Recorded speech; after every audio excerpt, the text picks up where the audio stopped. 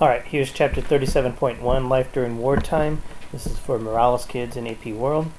We'll start with the goals, understand why it's called Total War, understand how World War II affected civilians in the war zone. So it's essentially the same thing as Total War. So, types of wartime occupation. Your book goes through and explains a couple things that happen. Unlike other previous wars where they kind of took over things and then they made some sort of peace settlement, this was a war of occupation and territory acquisitions. It's almost like colonizing, but when Europeans do it, they call it a war. So in this case, we have independent states were enforced out with enforced alliances, like Thailand became an ally of Japan, but they didn't really have much choice. Denmark, same thing. The Nazis came in and say, hey, put some government in here that's friendly to us, and you guys will be able to do some things as long as we say it's okay. Other times they would set up puppet states, like Manchukuo and Vichy, France. Both of them were governments that were kind of fake, in a sense, controlled by the Nazis or controlled by the Japanese and doing what they were told to do by those groups, or else it would be taken out and find someone. And then other places that were more sensitive were under direct military administration, not by civilian politicians, but by the actual army. So in particular, Indochina and Poland, where the army would dictate what happens and they'd be run by directly from the military. What the heck? Okay. In some cases, there was collaboration with the occupying forces. So some people, they always, those terrible people collaborate. Well, put yourself in a situation. You got to consider this, okay? Here comes another group coming in to dominate and control you. So you can fight them, and good chance you'll die, or you can work with them and try to, meager out some existence, or to live perhaps even in a good situation with them.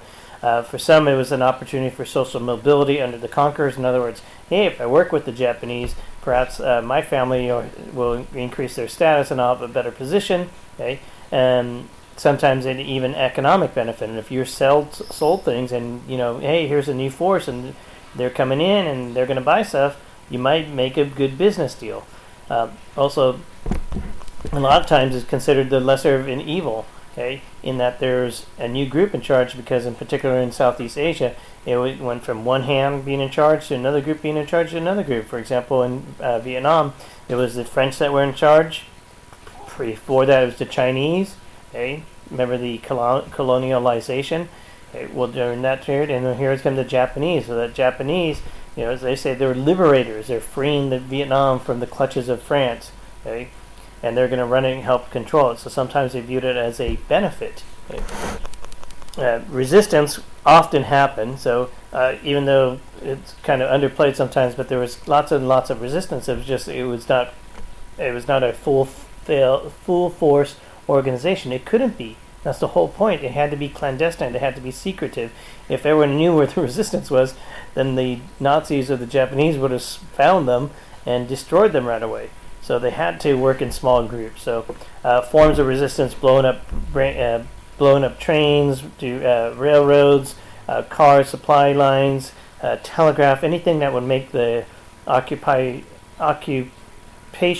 by the enemy even tougher or harder to implement was carried out. Sabotage and assassination were common. So here you have a French resistance fighter. You can tell because he's wearing the kind of cool French beret.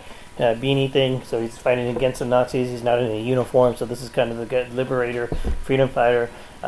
What the Nazis would consider a traitor or a saboteur. The assassination of Heydrich, I forget his first name, but the German official by the Czech group, and then the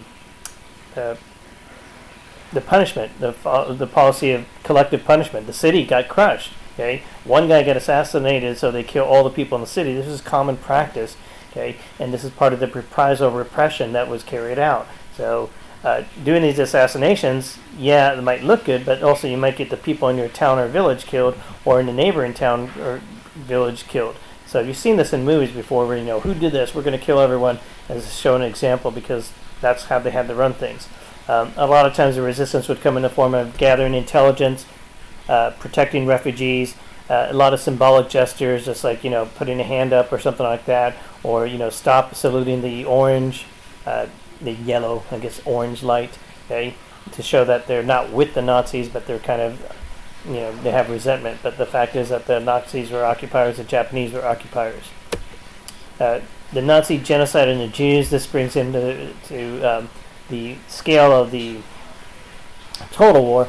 The Jews, the primary targets of the Nazi genocidal efforts. In other words, they wanted to destroy Jewry within the world, essentially get rid of them. Hitler definitely hated them. This is not a new thing. Okay, he presented this in his book Mein Kampf, that the Jews were the world would be better without them, and that one of his goals was to make that happen.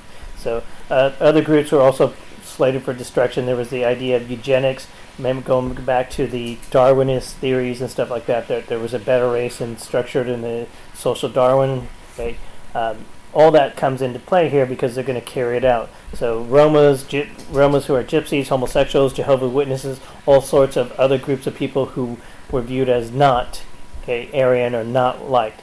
A lot of kids get this construed with the Aryans, who are blonde-haired, blue-eyed people. They're not all blonde and blue-eyed, okay, but they're lighter skinned, okay, and kind of German-looking, okay, which is hard to tell what German-looking is. So, race to many scientists and many learned people is a terrible, terrible categorization of people because it's very inconsistent. And science relies on verifiable facts, where if you do something once and you repeat it again and you repeat it again and you repeat it again, then it's a fact. And if it's just kind of coincidental and it's not a fact, and you can't use it. So be leery to that stuff. So any Nazi friends or stuff like that, or racist people, keep an eye on that because it's not consistent and therefore it's not scientific. Nazis initially encouraged the Jews to immigrate early on. They wanted them just to leave, get out of their business, and later on they start to cut down the immigration because people start to hear about what they're doing. They want that out, and also they wanted to take any wealth that the Jews had before. So any Jews that were leaving, were being kicked out, didn't get to take their wealth with them. There was also plans to deport them to Madagascar, but that was very short-lived, and then to develop a big, huge reservation in Poland. And they don't really do that in the form of a reservation, but they do it in the form of a couple camps that we'll talk about soon. The final solution, and I'm going to try not to do a ton about the Holocaust. It bothers me. I hate the experience and stuff like that, and a lot of times kids see quite a bit of it in their middle school, even though it's not in the standards. But hey, you get the field trip out of it. The Einsatzgruppen, don't know how to say it, the SS, okay? Those are the mobile killing squad. So these are the group that were assigned with to go into the conquered or occupied areas and to go and kill or destroy all the unwanted, in particular Jews. So they were very successful at this, and then just found out that they had too much work to do, and so they had to come up with a better system. In particular, the SS moved into Poland, into Russia. When they moved in there, they rounded the Jews, machine gunned them, execution of 1.4 million of these. They kept really good records of how many killed because they wanted to prove that their squad was doing a good job, and that's what their squad was in charge of. So all sorts of different ways to do them. Later in 1941, they meet at a country villa, and they come up with a plan called the Final Solution, where they're seriously talking about it, and no one questions what they're trying to do. They're just questioning how to do it, and they come up with the deportation of all European Jews to death camps, camps where they're going to work for a while, but essentially make him work him to death, so get something out of them before they perish. And you guys have definitely seen, probably one or two of the Holocaust movies. There's tons of them. And then they come up with that the Wannsee Conference, the Final Solution is developed, and that's a plan to eliminate them through the building of camps that were on the facade of work camps, but they weren't. You got to go there if you were Jewish. That's all you did. You were born, therefore you must be punished and die. Jews deported from the ghettos all over Europe because they were kicked out, deported in cattle cars in spring of 1942, and then they're assigned to one of the 6 different camps, and then they build more and more camps later on in Eastern Europe. And then they come up with a better system of destroying. It's the Zyklon B. It's the gas chamber. It looks like a shower. They're going to go in there to get deliced because the Jews have been living in very terrible conditions.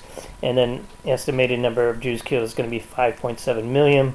They go so far as to the Germans deny some of the stuff, but it's very clear what they did, especially when the Americans go in there, and the British and the French, and also the Russians go into these camps and see what was going on. They had crematoria. They had these huge ovens to cremate the remains. Okay, so this wasn't something that, it was just a couple people. I get really offended by the Holocaust deniers because they're just these people are, excuse the language, they're asinine, because how can you deny this stuff? There's tons and tons and tons and tons of evidence. These people say, oh no, it's just a couple thousand and stuff like that. They're way off base. Okay? So camps throughout Eastern Europe, the biggest one in Auschwitz. If you go there, be careful, bring tissue. I hear it's a very traumatic experience. I don't think I'm capable of handling it. Even with that, there's still resistance. The problem is, remember what I told you about the collective punishments. If you fight back, they don't just destroy you. They go after wherever you're coming from, and they don't care if they're wrong or right. Okay, they could care. They had little care for justice. It was, well, fine. We'll just, you kill one of our people, we're going to kill 12, 14, 100 of your people. Okay, and randomly, and we'll kill the kids too, because that's who we are.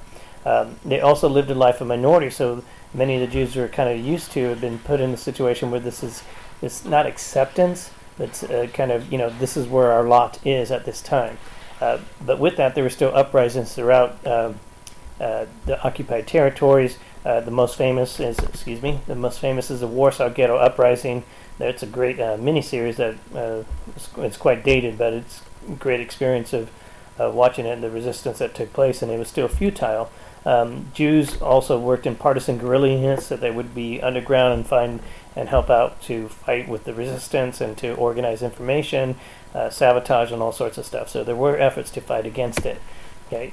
The other factor that takes place with the total war, or the impact that the war has, is the women at war are going to be a huge element, and your book does a very shoddy job with this, just because it doesn't have much information within your book, but it's huge. In the United States and Great Britain, there are the waves, women appointed for volunteer emergency service, and they were really helpful as far as helping with the infrastructure of the military, delivering flying planes from the United States over to England to be used. Sometimes got attacked occasionally, put those lives in danger, and also women also to help out in the form of nurses and secretarial work. And then also, most importantly, women were working in the factories, building the armaments and stuff like that. So we have Rosie the Riveter. Women were barred from serving in combat, but in the Soviet Union and China, women fought alongside with the men, and they're very active in many of the resistance movements, even fighting with weapons and also doing spying and sabotage and all sorts of gathering information. Women's roles is huge, number one thing, because so many of the men were off to war in some capacity that women had to take over those jobs. All that production that was taking place in the U.S. is attributed to the women being in the factory. So, heads up, boys. Okay.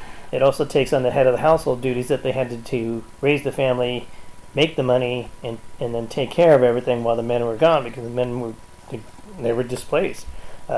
So the image is that the women worked during the war, and then after the war they went back. That's the myth, but the reality is that many women kept working, in particular in the United States. The rate of women working is bigger after World War II than during World War II. So they didn't leave the workforce. Okay? They did get messed up because they had to take lower paying jobs and lower positions, but they didn't necessarily just go back home, and I'm all happy with that, because remember, we went from Depression to World War II. Okay. Over in Europe and Asia, we have the issue of comfort women, in which the Japanese essentially kidnap these women and force them into prostitution, into these brothels, which they do, they had to work. And then there's the issue where they, definitely being killed and treated poorly. But then at the end of the war, when they were brought home or allowed to go home, or if they could go home, they couldn't really go home because they were shamed their families because of what they had to do. They were forced into this thing. They didn't have much choice, or else they'd be killed, and occasionally they would be killed. Well, if you go home, your parents look down on you because of what you were involved in, and you had little choice with that. Okay. So that's the end of 37. So why it's called Total War, and the effect that it had on the war zone, or the civilians in the war zone.